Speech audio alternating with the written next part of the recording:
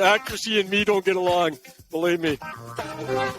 The bananas. It's not a potassium thing. I'm just a big fan.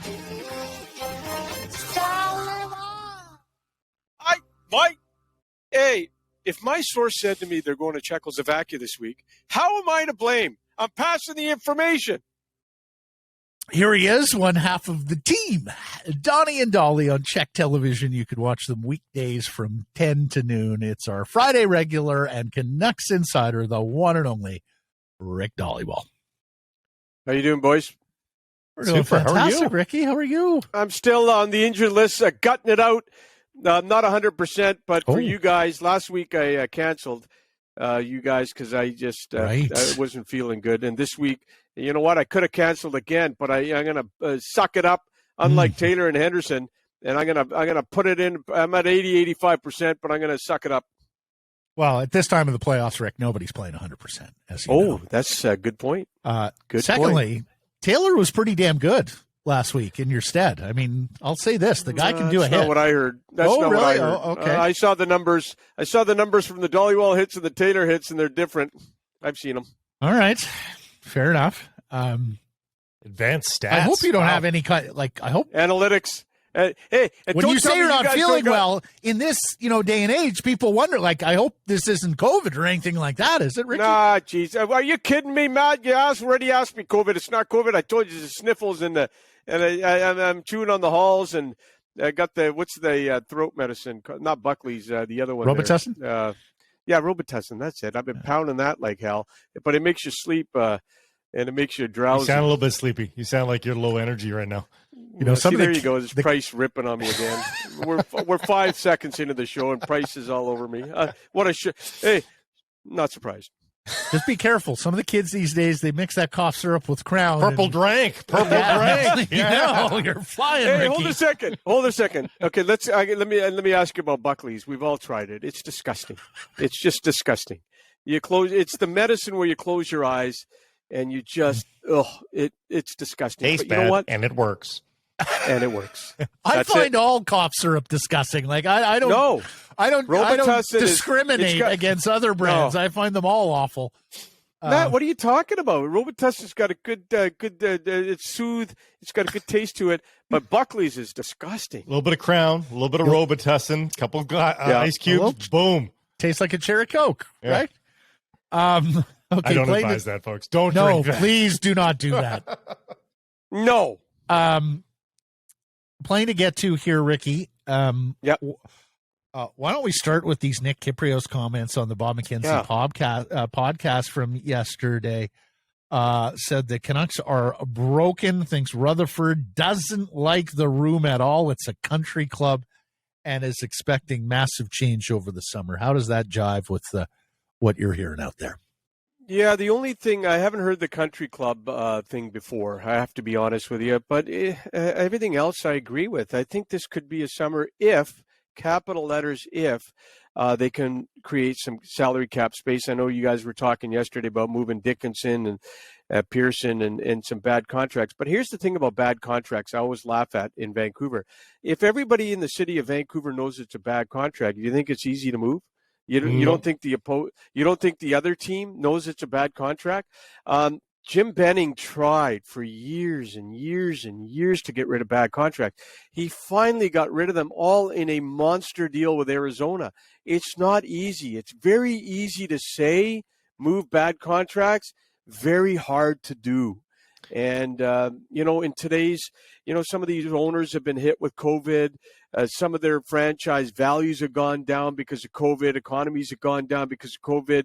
It's owners aren't as willing as they were in the, maybe a few years ago to take on a bad contract. So listen, if Jim is Rutherford going to make major changes, as Kyprios says, a big part of making big changes is having the cap space to do so.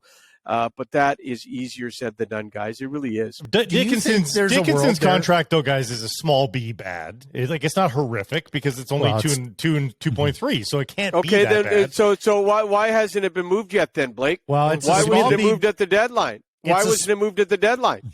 It's a small b bad, but it's a contract that you absolutely can't give away right now. You're going to have to pay an asset to get Tanner rid of Pearson. it. Tanner Pearson's got value for his contract. Tanner Pearson, that's not a bad contract. Can get either. something back. Yeah. Probably not much, but At least with Tanner Pearson, he's a good pro on and off the ice. He's got championship pedigree.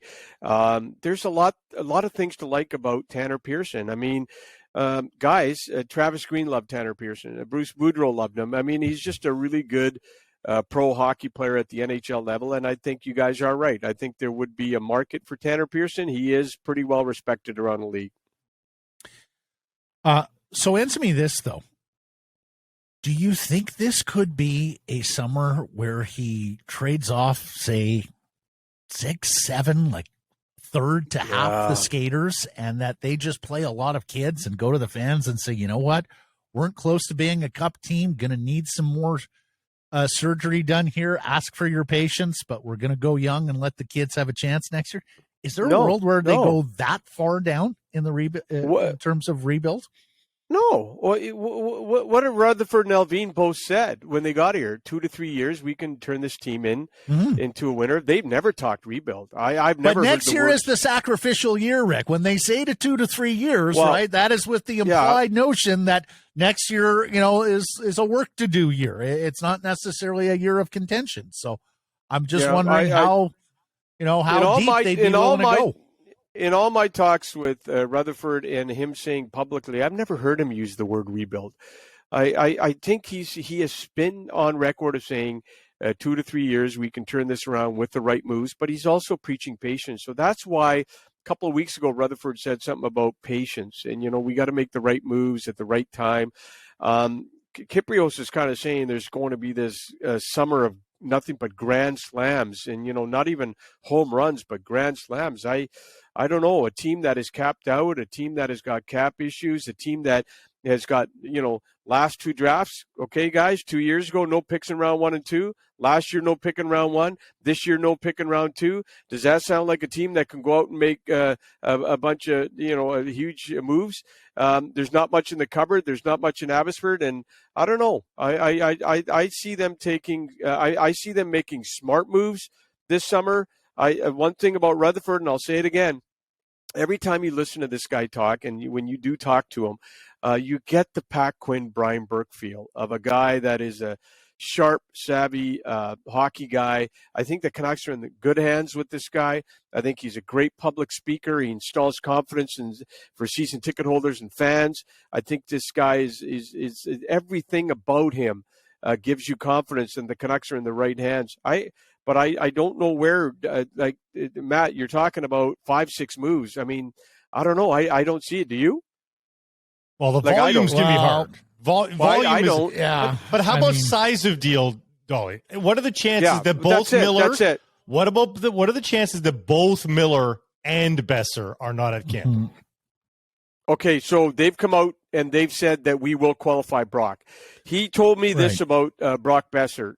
Trading goal scorers is risky. It's always risky. You guys know that. He's a drafted kid, first round. Brock's a big part of the team.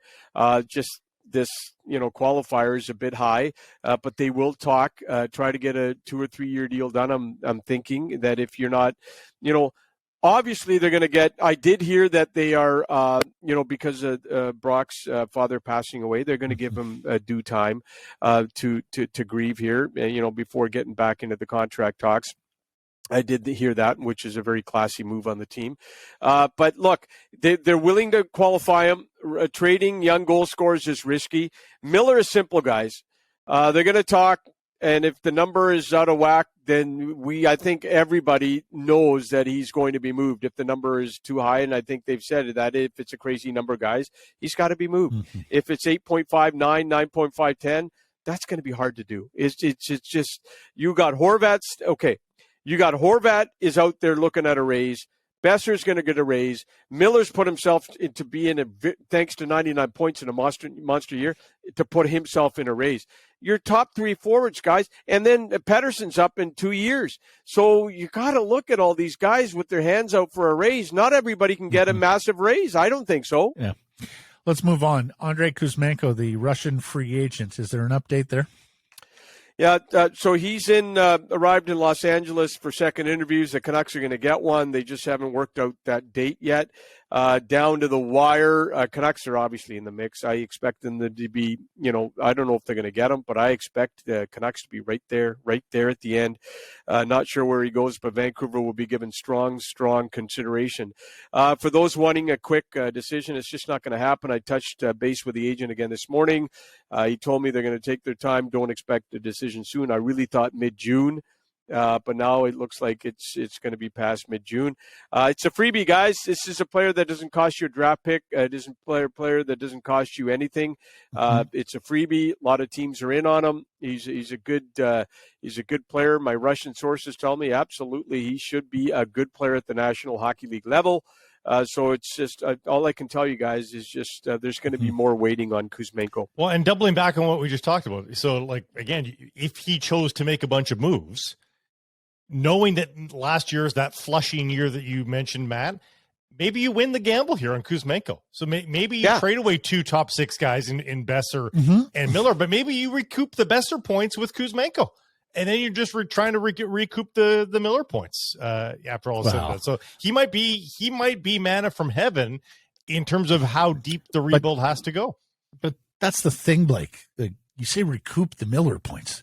There's no recouping the Miller points. It's 100 99 points, Blake. Like you're not bringing a guy in to get the 99 points. Exactly. Unless you're making a 1-for-1 trade where you're bringing in somebody of that caliber, I don't see a world where you're replacing 100 points. Yeah, in power play, penalty killing, overtime, shootouts. He did everything, and he was an emotional leader. He put the team on his back many times. These guys don't grow on trees, Blake. And if you think whoever they get, stop putting words in my mouth. I did not suggest that they were going to recoup in one fell swoop one guy to get 99 points. The point is, if you get Kuzmenko, you get another player that's maybe a 50-point player. And you get improvement. Maybe Elias Pettersson, guys, chooses to start the season when the games begin. Maybe you get other guys that raise their game. Podkolzin and Höglander all come back with improvements and better contributions. Yes, you can cobble together those points. Let's move on. Frank Seravalli with it's been a spicy day of media outside of Vancouver on the Vancouver Canucks, but Canucks Twitter. Frank Seravalli saying a league source told him, boy, if I was Rutherford, I'd be moving on Thatcher Demko because of health concerns and considerations, and said it could be the next Corey Schneider. What are you hearing there about Demko's health? Well, the league executive told Frank that he would trade Demko right now. And the executive did not know if Demko's body's going to hold up because of hip issues. He said he could be the next Corey Schneider. Let me tell you about Demko right now. And this is after finding out, that league executive told Frank. I did some digging. First of all, Demko is 100% healthy right now, and he will be ready for training camp. Also, Demko's injury at the end of the season had nothing to do with his hips. Zero, zilch, none. He played hurt in the final month. It was a lower body issue, but it was not the hips. I don't have any evidence to suggest that he has had hip issues for the last 2, 3, 4, 5 years that would lead an executive to believe that he's going to be the next Corey Schneider. So if you look at Demko's track record of games played, this year at 64 was the most he's ever played in any season going back to Boston College. 35 last year. The previous high was 27 the year before that. So it's not like he's been playing 70, 80 games for like 5, 6, 7, 8 years. And then in 2017, 2018, 2019, he didn't play a ton. Of course, that's when the COVID hit and everything else like that. So I don't know. I just been told that, that my source said to me that he's 100% healthy today, ready to go for camp. His injury at the end of the season had nothing to do with his hips, guys. Before we get on to the lines, our poll question. Bieksa, does it belong in the Canucks Ring of Honor? Absolutely. And by the way, the Bieksa story about retiring, one day he was working on that with Jim Benning, and then COVID hit. The Canucks new regime did not know about it, but a few weeks ago they were told. So the Canucks know of the situation with Kevin Bieksa, and I believe they'll probably work proactively with him to hopefully possibly get that done. But one doesn't mean the other, right? One because they want to do this doesn't mean Ring of Honor. No, it doesn't. It doesn't matter. But Kevin, to me, was a very important piece in Vancouver, and you just love the fact that he came through Manitoba, did everything, beat up Fedorov there. Just kidding. But anyways, he's just been. He did. I don't know why. I know, but that's just the whole part of Kevin Bieksa. Just when you look at him and just the type of character he is, and he's just a team guy, and he did what he did in Manitoba, but he also worked hard to get through Manitoba to Vancouver to become a top four defenseman. And but absolutely, I'm a big Kevin Bieksa fan. And guys, he's a star on television. I don't care what anybody says. He is absolutely a fresh breath of air.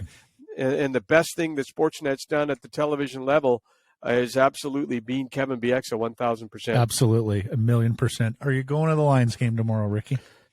You're not feeling well. And I'm working on it. It just, I think it could be a game time decision. But I'll let everyone know. Please let us know, because we'll buy you. I'm not going if you're not going. I'm going. I'll be in the stands. I'll buy you. Are you two going?